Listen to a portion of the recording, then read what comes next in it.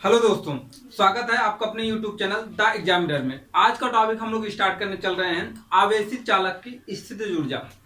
यह जो है डाइलेक्ट्रिक एंड कैपेसिटर का लेक्चर नंबर 4 है। इससे पहले जो है हम लोग 3 लेक्चर कंप्लीट कर चुके हैं।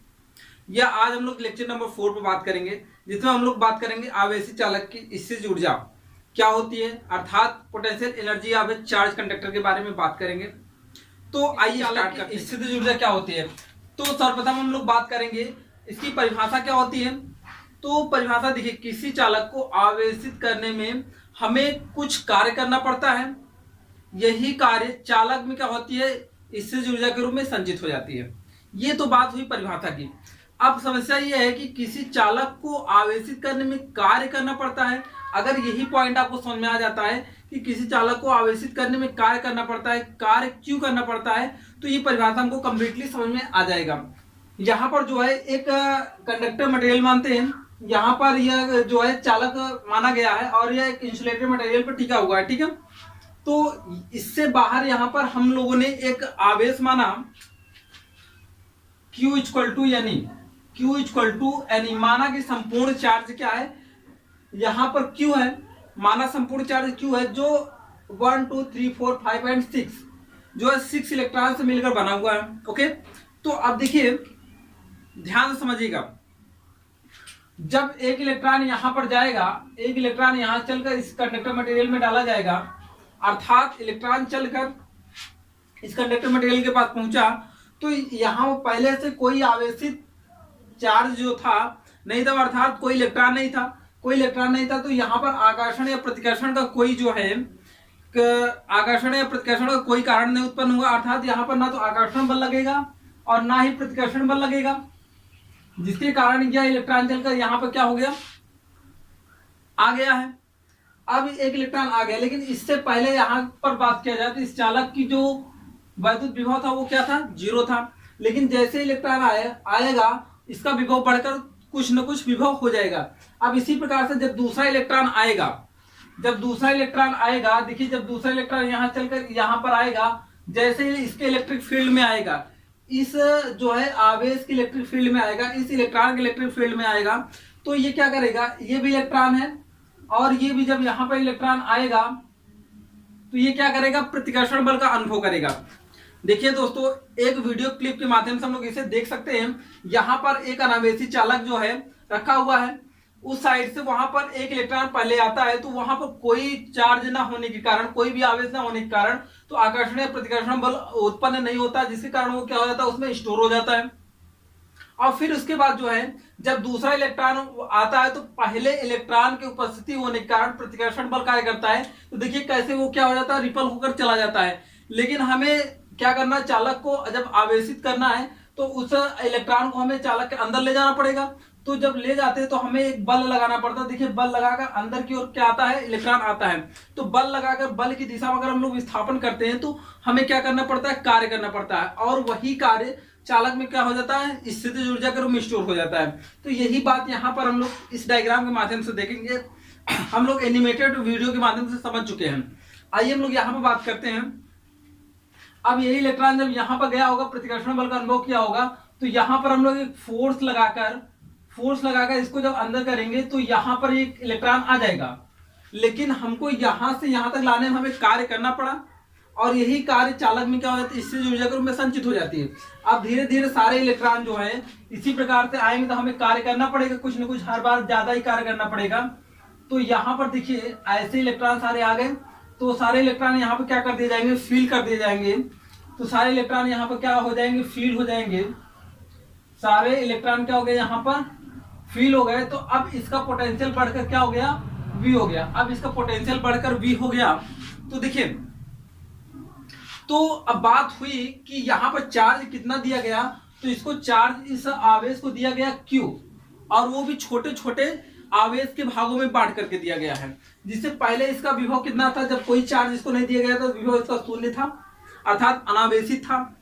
जब इसको चार्ज Q दे दिया गया तो इसका विभव बढ़कर कितना हो गया, V हो गया।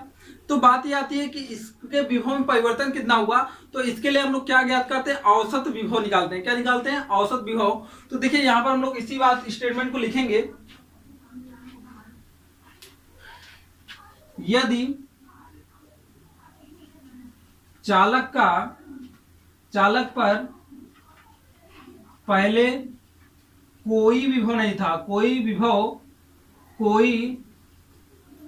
विभव नहीं था, तो v इक्वल टू क्या हो जाएगा, शून्य हो जाएगा, v इक्वल टू शून्य हो जाएगा। परंतु जब q आवेश दिया जाता है, q आवेश दिया जाता है, q आवेश दिया जाता है, q आवेश दिया जाता है, तो आवेश दिया जाता है तो विभव v हो जाता है। कितना हो जाता है, पहले विभव क्या था, 0 था, उसके बाद विभव बढ़कर क्या हो जाता है, v हो जाता है। अब देखिए बात आती है तो औसत विभव कितना हुआ, तो औसत विभव की अगर हम लोग बात करें तो देखिए औसत विभव equal to average potential equal to, पहले 0 था, अब v हो गया, तो देखिए दो इसमें टर्म आए हैं, एक पहले 0 था, इसमें फिर v हो जाता है, तो औसत विभव 0 प्लस v/2 हो जाएगा, राइट। तो औसत विभव इक्वल टू कितना हो जाएगा, v/2, ये टर्म हम लोग याद रखेंगे। अब देखिए बात होती है कि आवेश दिया गया है q और विभव अब इसके पास कितना है, v/2। अब बात ये होती है कि किया गया कार्य कितना होगा, तो हम लोग इससे पहले एक फॉर्मूला पढ़े थे, v w और q में संबंध पढ़े थे, तो हम लोग यहां पर लिखेंगे, जैसा कि हम जानते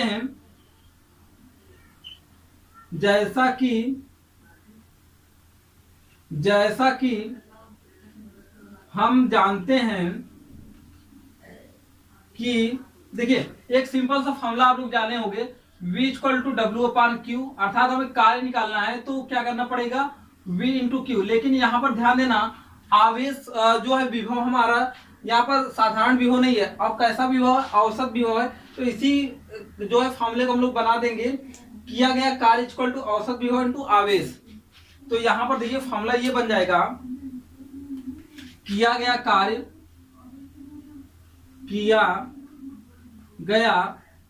कार्य बराबर औसत विभव इंटू क्या हो जाएगा, दिया गया आवेश, किसको दिया गया, चालक को दिया गया आवेश। तो ये फॉर्मूला बन जाएगा, क्या बन जाएगा फॉर्मूला, देखिए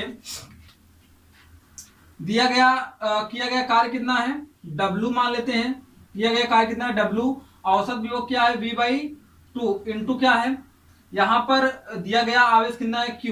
तो एक फॉर्मूला बन जाएगा W इक्वल टू 1/2 VQ, या QV लिख सकते हो आप, QV।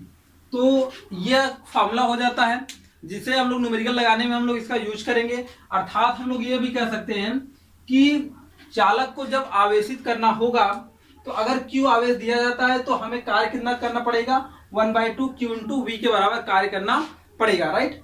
तो अब देखिए अगर हम लोग बात करें यदि चालक की धारिता क्या हो, C हो, चूंकि देखिए जब कोई आवेश यहाँ पर जाएगा इस चालक में स्टोर होगा, तो इस चालक की भी अपनी एक कैपेसिटी होगी कि कोई भी चालक कितना आवेश स्टोर कर सकता है। जैसे आप लोग बेस्ट एग्जांपल मान सकते हैं कि बैटरी होती है मोबाइल की या किसी भी कोई भी बैटरी होती है, तो उसको क्या किया जाता है, चार्ज किया जाता है, तो उसकी भी एक कैपेसिटी होती है कि इतने आवेश को इतने इलेक्ट्रॉन को स्टोर कर सकती है। तो इसी प्रकार से इसकी कैपेसिटी हम लोग मान लेते हैं C है, क्या है, माना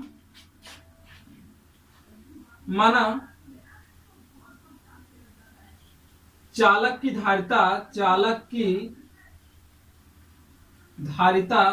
C है, तो अब देखिए Q equal to CV formula हम लोग जानते हैं, पिछले लेक्चर हम लोग बात किए थे कि कैपेसिटी ऑफ कैपेसिटेंस कितना होती है, अर्थात चालक की धारिता कितनी होती है, तो ये हम लोग वहां पर बात किए थे।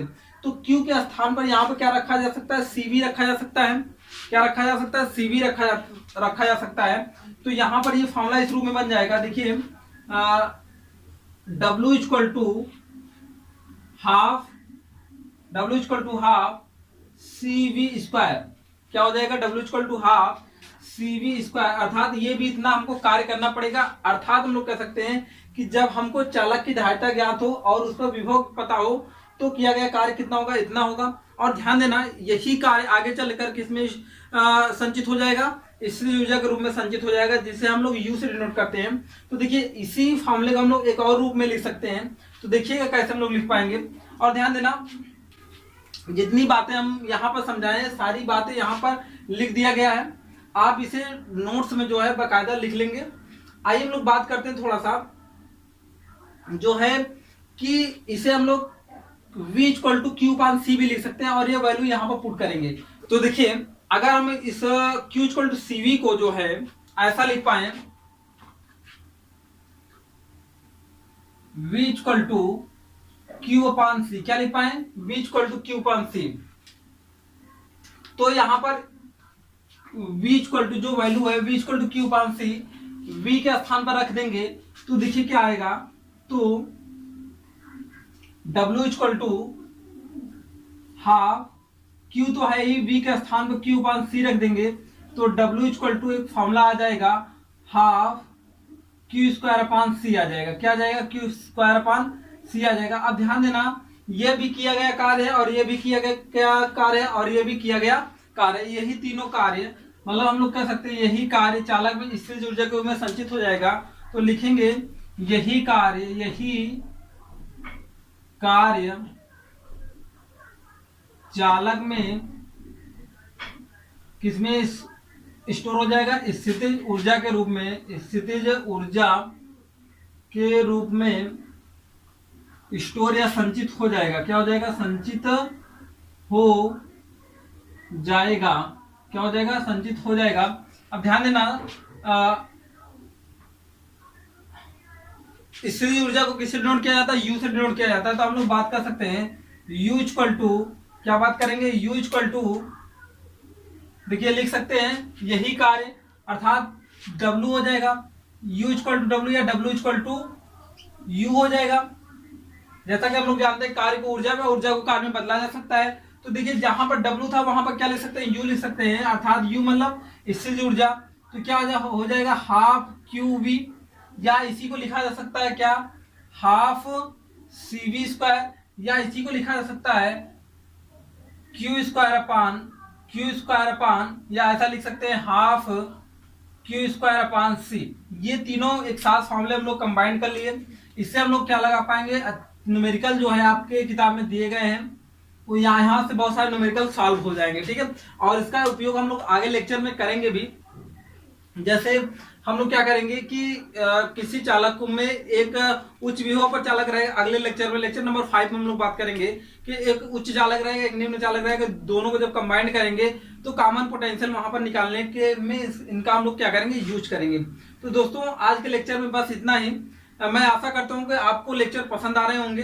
अगर आपको ये वीडियो पसंद आया तो वीडियो को लाइक जरूर करें। अगर कोई आपको प्रॉब्लम है तो आप कमेंट सेक्शन में जरूर लिखें, उसका आपको निराकरण किया जाएगा। और दोस्तों अगर चैनल पर पहली बार आए हैं तो चैनल को सब्सक्राइब जरूर करें। मिलते हैं अगले वीडियो में। जय हिंद।